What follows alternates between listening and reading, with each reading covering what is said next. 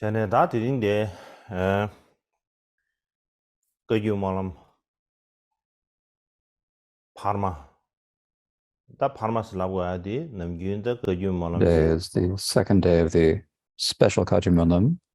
And the reason we're saying it's special is that normally we would be counting it among the 30 Kajimunas. So we're not counting it among the Kajimunams with a number, but so it's called a special one.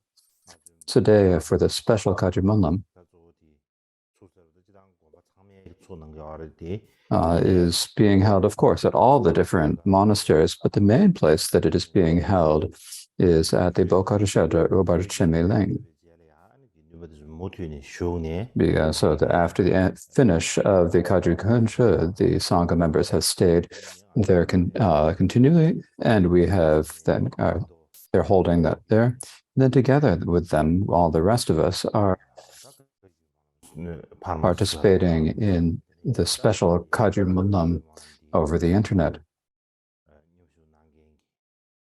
So I would like to offer my greetings to all of the lamas, chulkus, khenpos, and spiritual friends, all of the members of the Sangha, and all the faithful members of the public. So I hope that you are all doing well. As you all know, the seeds of the Kagyu Munam, the seeds of what developed into the Kagyu Munam, what then we call the Kagyu Munam, was begun in the 1980s by Kyabje, the previous Kala Rinpoche, in the sacred place of Bodh Gaya, where they held a small puja to recite the noble aspiration of excellent conduct. And along with that, then, I imagine that Kyabje Rinpoche, Bokar Rinpoche, the previous Kagyu Bokar Rinpoche, and Khenpo Lodro Deni Rinpoche were probably there. This was like the seed of the Kagyu Munam, but then it became the Kagyu Sangha Munam. This is primarily under the direction of the previous Bokar Rinpoche. So he led the Munam for several years. In 2000 year, when I arrived in India, I had the opportunity to go to the Kagyu Munam, and in particular in 2004,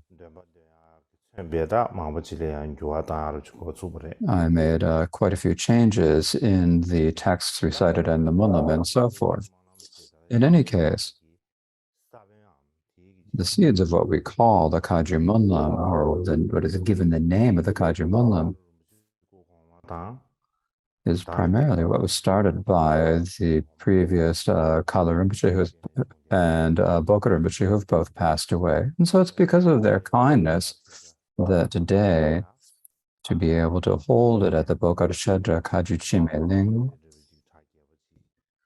and to have such an elaborate special Kagyu Munam with all of the Sangha members who came to the Kagyu Kuncha, I think it's a very good auspicious connection.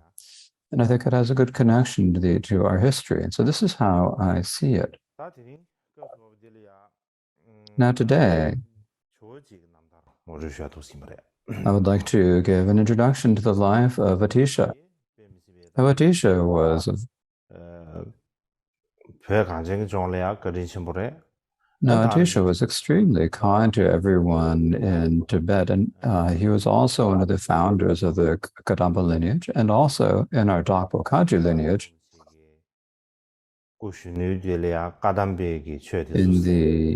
In his youth, Gampopa studied the Kadampa Dharma, and then later he met Milarepa, and he received the instructions on Mahamudra and the 6 yogas of Naropa.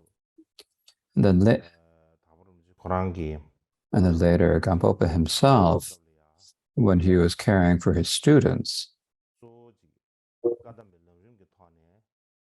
primarily taught them according to the stages of the path of the Kadampa teachings. This is what he taught in public.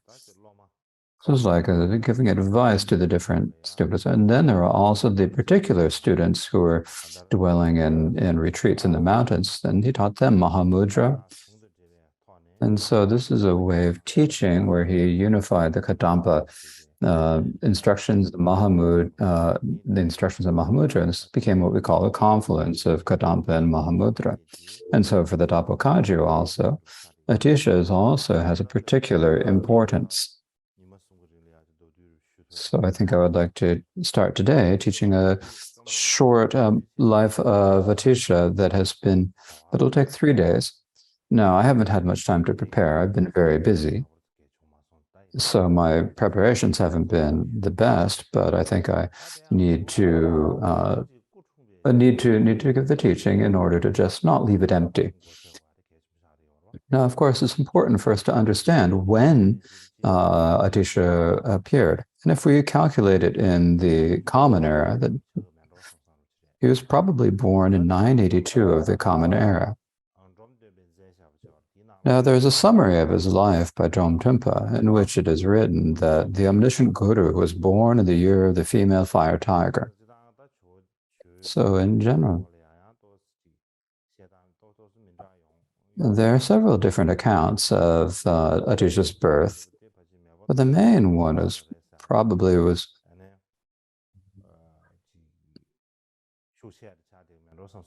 So I think this one by Dromtumpa is probably the most influential in terms of his the year of his birth. And as I mentioned, in terms of the dates in the Western calculations, it's 982 in the Common Era. Now, if you wonder where he was born, the place that he was born was the medieval India.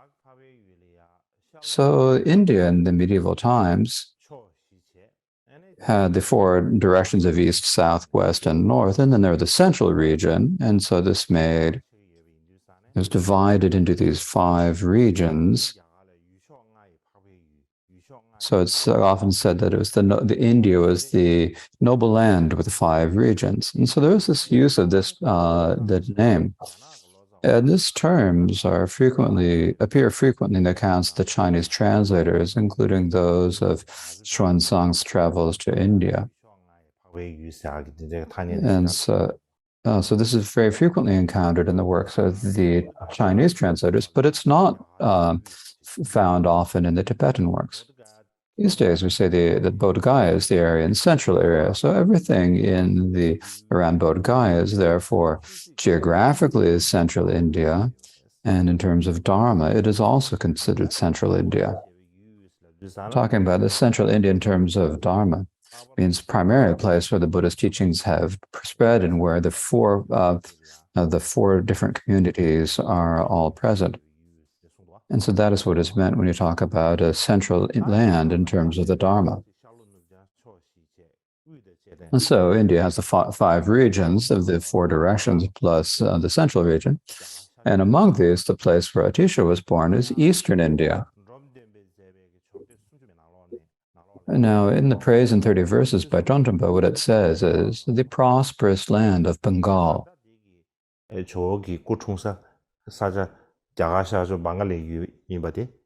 And so this clearly indicates that Atisha's birthday was in the prosperous land of Bengal in eastern India. But in terms of present-day geography, this birthplace is no longer within the territory of India. There's the country called Bangladesh, and so it's within the territory of Bangladesh. Give an example of this. What it's similar to is the situation. It's kind of similar like with the Buddha. It's a similar situation as with the Buddha, our teacher, because he was born in an ancient Indian land. And so in terms of ancient land, he was an Indian person. But in terms of today, the birthplace of the Buddha is in Nepal. So they say that he was born in Nepal. And it's okay to say he was born in Nepal, but not in India, because the birthplace of the Buddha in Nepal is in the territory of Nepal. And so it's similar to that with the birthplace of Atisha. In any place, where is Atisha's actual birthplace? And so we're really fast. Where is it in terms of present-day geography? There's a text called The Praise in 80 Verses of Atisha by Nakso, the translator Nakso. And what it says in there is that in the eastern region of Sahora, there is a great city called Vikramapura. So present-day researchers say that this is that Atisha's birthplace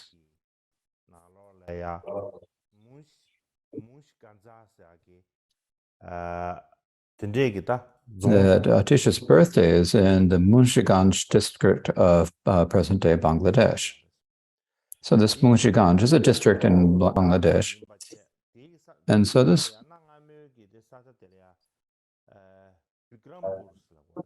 and so in ancient times, or in medieval times, this area was called Bikrampur. And so this is why it says in the Praise in 80 Verses, it says Bikramapura, because in ancient times, this area was called Bikramapura.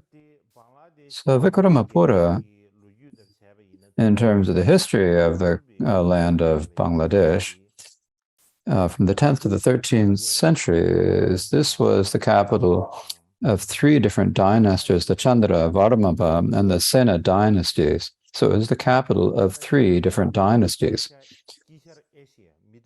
And it was also at the time in terms of the Middle Eastern Asia. This was like a great center for Buddhism in Middle Eastern Asia. In the 7th century, the Chinese translator Xuanzang also went to Bikramapura, and he also recorded in writing the events relating his visit. And so Atisha's birthplace is in Bangladesh.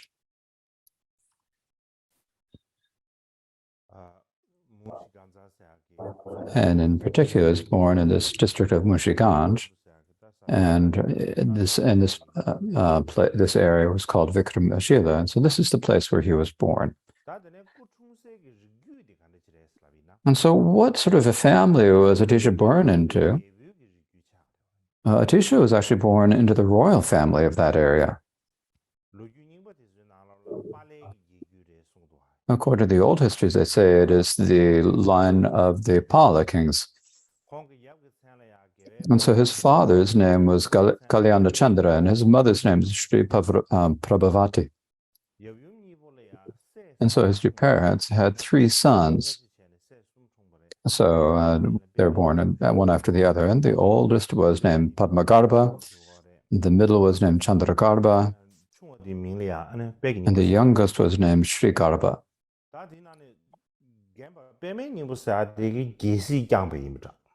And so it seems that Padmagarbha ascended to the throne. Chandragarbha became Atisha. And Sri Garbha was Atisha's younger brother, and he also went forth as a monk. And it said that he also later went to Tibet.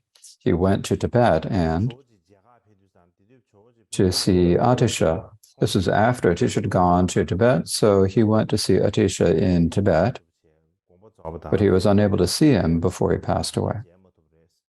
In any case, he was unable to see him. In any case, he did go to Tibet, it is said.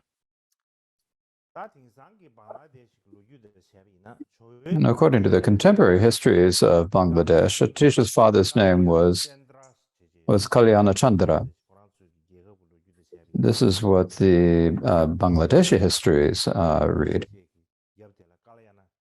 So Atisha's father was named Kalyana Chandra.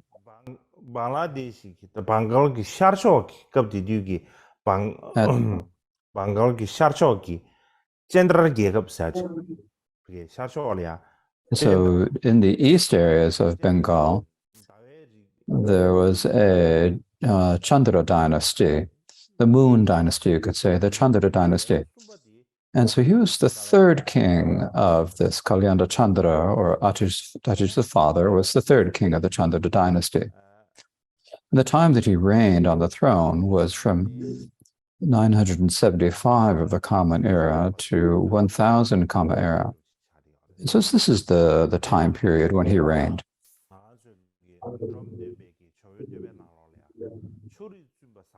Dontumba's praise of Atisha said, his father's venerable family was a line of kings of Sahora. Now, if you ask what Sahora was, that's actually a very complicated question. Sometimes we talk about Sahara, we understand that as a place. Sometimes the word Sahara can be understood as like a family.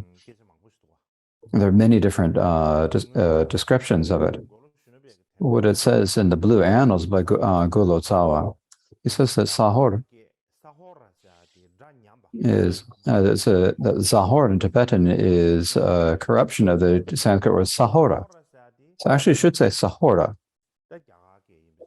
Sahara, this is Sanskrit, and if you translate it into Tibetan, it means good or excellent, and it can have several other meanings as well. It can mean good or excellent and so forth. So perhaps I think that, perhaps my guess is the Sahora is probably actually the name of a particular family name. That maybe it's some sort of a royal family, a good family, a good lineage. And so for that's probably called a good family.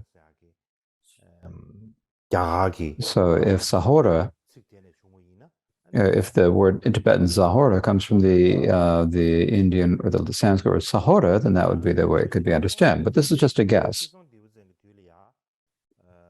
Now, during the time of the Tibetan king Chisun Detsen, which was probably about 200 years before Atisha's birth, Shantarakshita went to Tibet. So the great abbot Shantarakshita also came from eastern India. He came from Bengal. And it is said that both he and Atisha were from the same family line. So it's said that Shantarakshita and Atisha were from the same family line. And what Dontumba's praise of Atisha said is that the line in which the Bodhisattva Shantarakshita was born.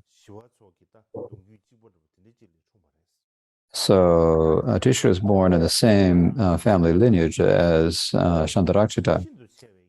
And so if you look at this, then the two most influential Indian great Panditas in the history of Tibetan Buddhism were both the same and coming from Eastern India.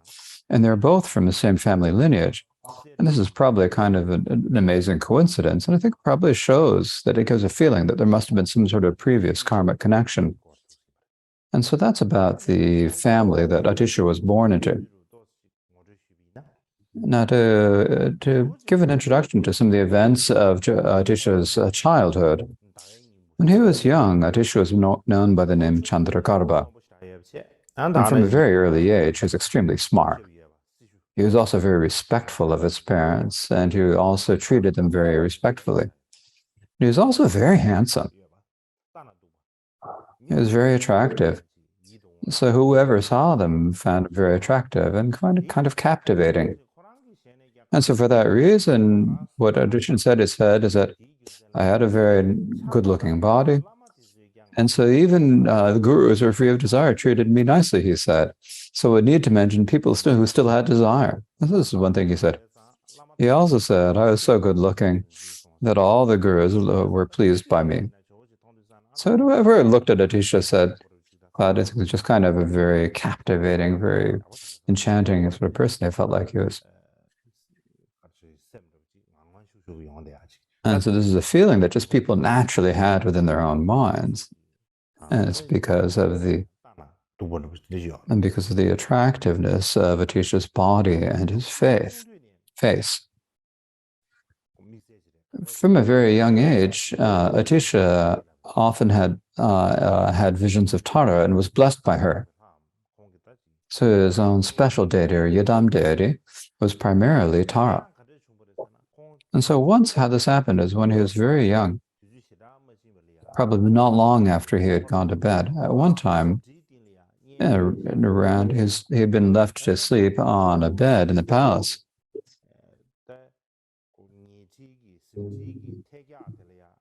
And then so just above the crib where Atisha, there was like a great cracking and rumbling sound from above. And his parents wondered what it was, and they immediately went to where Atisha was sleeping to look.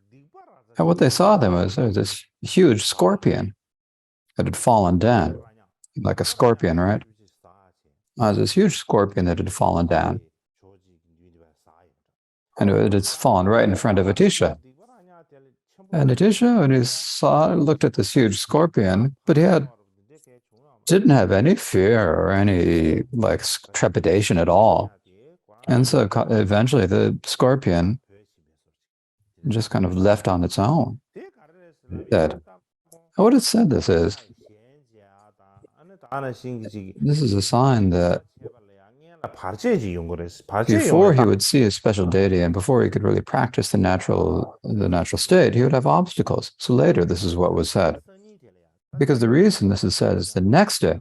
So like one day there was the scorpion that appeared, and the next day there was a huge cracking and rumbling sound. And again, the mother and father, wondering what was happening, went to look at what was happening in the place where Atisha was sleeping. And they saw in front of where Atisha was, they saw like a big, beautiful utpala flower that had just grown. This is what his mother saw. What Atisha said that is at that time is that he saw Tara's face, but his mother didn't see, I don't know, but he saw this utpala flower. It's like this, utpala that had just freshly bloomed. And that's what she saw. In any case, from then on,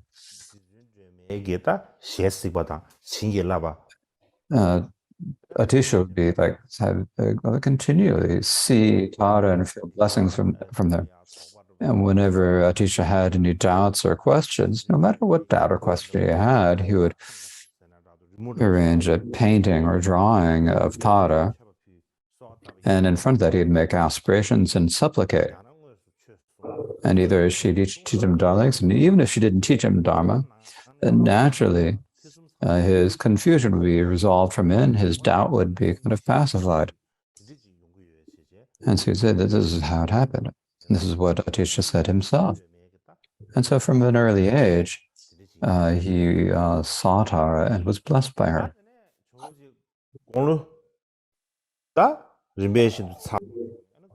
Now, as Atisha got older, then until he was 10,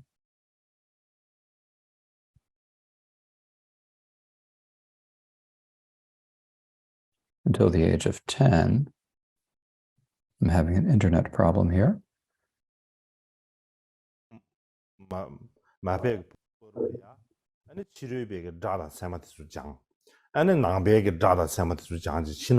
So until he was 10, he studied medicine, crafts, and writing and such. And then until he was 21, he studied non-Buddhist grammar and logic, as well as Buddhist grammar and logic completely. So basically, he studied all of the different areas of knowledge that one had to study in India, the 64 arts, as it's called. And in particular, he was very skilled in grammar and logic. And the praise of Atisha by the translator Nakso, it says, at the age of 21, you were learned in all 64 arts, all the crafts, Sanskrit, language, and logic.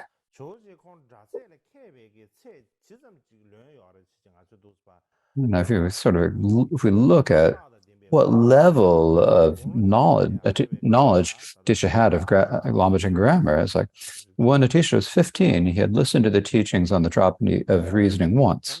At that time, there was a non-Buddhist intellectual, a scholar who was well-known, very well-known, and so he had a debate with him.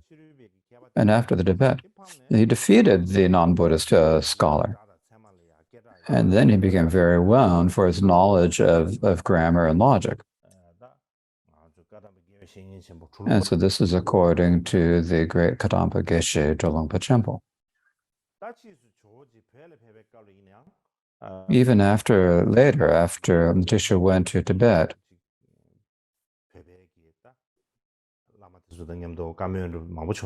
he would even often speak with Tibetan lamas about grammar and validity or epistemology. And what he would say is that at this point, that there's not even a word for grammar and pronunciation. And there was a servant or an attendant of Atisha named Bangten. So he was his attendant. This was a Lama who had spent a lot of time with him. And he was reciting the long Dharani of Avalokiteshvara. He was reciting this and blessing other sentient beings. And they would really have great blessings to say that. And what Atisha said then is, you're reciting the Dharani of Avalokiteshvara, but your blessings, but the pronunciation of the Dharani won't bring any dissonance. If you look at the way you read the mantra, it shouldn't have any blessings, but because you have such a good intentions, so the blessings are from your kind intentions.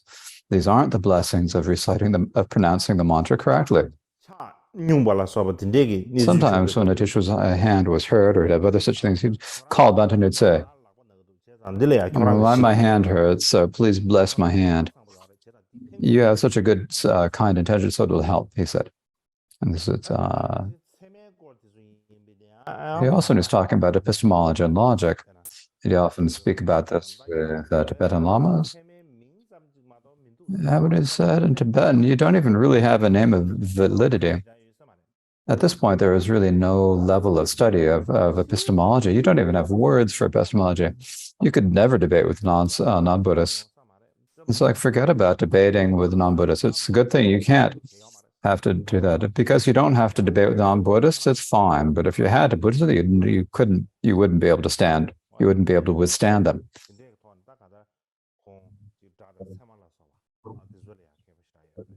And so he was very learned in terms of grammar and logic and epistemology.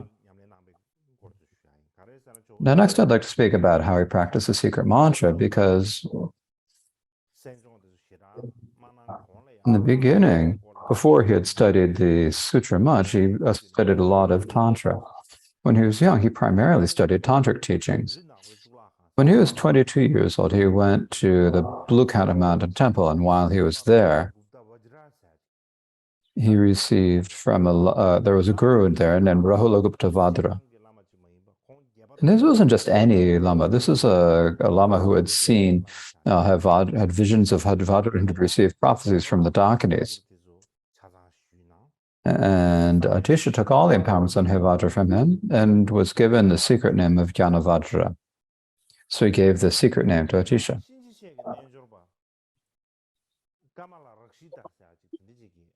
He also did, there's another yoga of Yamantaka named Kamala Rakshita, who was really powerful. He was able to transform beer into milk. And he could spread out his mat and kind of float across the Ganges River. So this is the kind of powers this guru had. And so Atisha did most of his secret mantra studies with him. Now, another important guru whom he studied with when he was young was Avadutipa. Now, there are two Avadutipas, an elder and a younger, so the one that I'm thinking is the greater Avadutipa. This greater Avadutipa, some people say that Atisha spent 7 years studying with him. Some say that he spent 12 years. So there are different accounts. But Naso Lotsawa says that Atisha spent 9 years studying with Avadutipa. Now, what he studied primarily with Avadutipa is that he studied the middle way view. This is what he mainly studied with Avadutipa. Now, the great Avadutipa Chenpa was from the Yogacara middle way school. And so this seems to be the reason why Atisha upheld the views of the Yogacara middle way view. The reason is that once there are some Tibetan lamas who asked him, what are the reasons why you hold the Yogacara middle way view? And in response, Atisha said, I asked exactly the same question to my guru Avadutipa. I said, what is the reason why you uphold the Yogacara middle way autonomous view? And my guru Avadutipa, the great Avadutipa, said, this is how I see the Dharma, he said. This is how I've realized the nature. This is how I see the Dharma, I've realized the nature, and so for that reason, you should also uphold this view. So this is what Avadutipa said. And so So Atisha was an upholder of the Mahayana, and in particular the autonomist, the Yogacarya middle way view.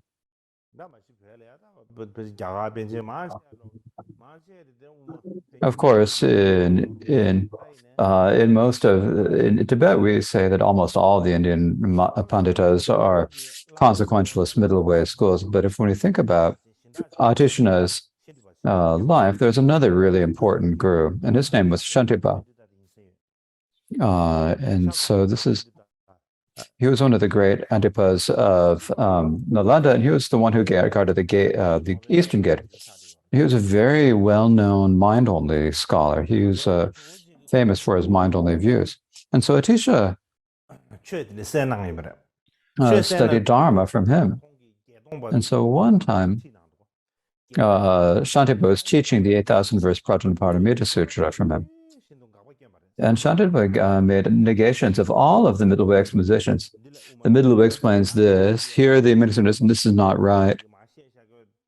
The middle way explanation, he made refutations of each of the middle way explanations.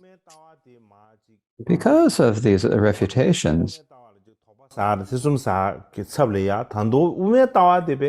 of it making Atisha doubt the middle way view, it made him have even stronger understanding of it. His refutations of middle way were actually really beneficial for the for Atisha, because it's like, this is what the middle way view is. This becomes even clearer and clearer for him. Of course, Atisha himself, even though he held the Yogacarya middle way view, he also had a very strong interest and faith in the consequentialist middle way view of Chandrakirti's tradition, as many of the older lamas said. In any case, he spent quite a few years with the Guru Avadutipa. They spent a long time together, but during that whole time, they never just had any sort of ordinary chat or nutat. Like there's a talk about, you can talk about what you're doing and how things are going. We have these sort of normal questions, they're kind of pointless questions. They wouldn't have any questions like that. Sometimes Adishna would pay great respect and make an offering of gold mandala. Sometimes in a really busy time when Atisha didn't ask for teachings, is at a time when you shouldn't ask for Dharma, in a very busy time when there's just no time, then all of a sudden Avadutipa would teach some Dharma. If you ask him to please touch the Dharma and make an offering, he didn't teach the Dharma. One time, Atisha and his Guru Avadutipa were walking across this really narrow bridge. It's like a really small bridge. So they're going on this really narrow bridge. It's like a very narrow bridge. So it's very thin. And as they're going across it, and probably Atisha was in the front and Atisha was in the back. As they're going like that, as they're going along, there's really, he'd turn around and he'd say to him, son, until you are free of ego clinging, avoid even the tiniest of tiny ripenings of karma. So, there's like a really narrow bridge. And in the middle of this, and the Guru all of a sudden turns around and teaches us really important Dharma lessons.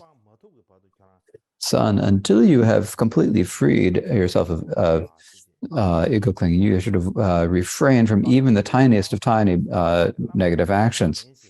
In any case, Avadutipa is like a really Lama who had practice. And every single one of his words is one that could bring exceptional realization. This is the type of incredible Lama he was. During that time, of course, Atisha had many different gurus at that time, and he received Tantra teachings from many different gurus. And Avadutipa himself practiced the yoga conduct of Avadutipa. Now, this conduct of Avadutipa is giving up any fear of shame or so forth. If you think about this in ordinary terms, this is probably crazy action. It's like a yoga conduct. And so an ordinary person would look at it and think it's like crazy, not wearing a whole lot of clothes and having no fear of anything and practicing in this way. And he spent 6 years practicing this yogic conduct. Sometimes it said he spent 6 years, sometimes it said that he spent 3 years. In any case, they're different accounts, but 조직의 응악이 세종 응악이 최 in 망보지 any 세종 case, he had studied a lot of mantric practice, but he also trained and he practiced as the Vajrayana. He had such a vast practice of it that actually Atisha began to think to himself that he had such a great knowledge of mantra. There's probably none who has a wider knowledge of the mantrayana than I did. So he got a bit proud of this. And because of this, once he was on his way traveling to India, he had a dream.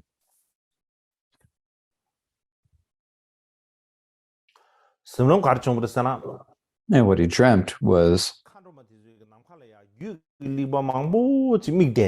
Dakinis were kind of showing him like this many innumerable tantric tantras. There's like so many texts. And they said, "What tantra is this? Do you know?"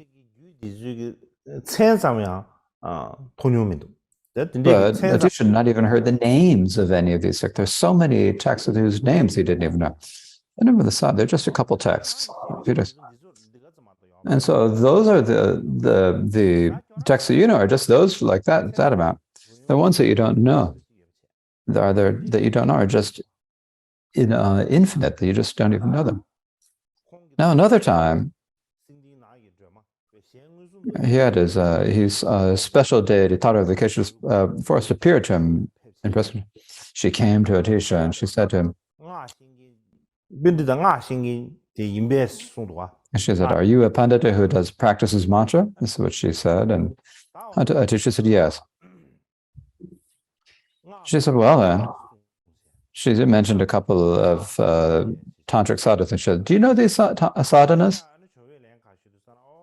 And Atisha said that I've never even seen the text. I've never heard the names of these. And so Tara said, "If that's how it is,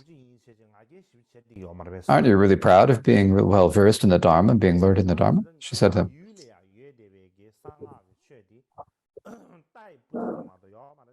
"The Tantra that you know is like no more than a horsehair in this world of humans. All the mantric texts are in the hands of the Dakinis. Most of them are in the hands of the Dakinis." This is what Tadana said.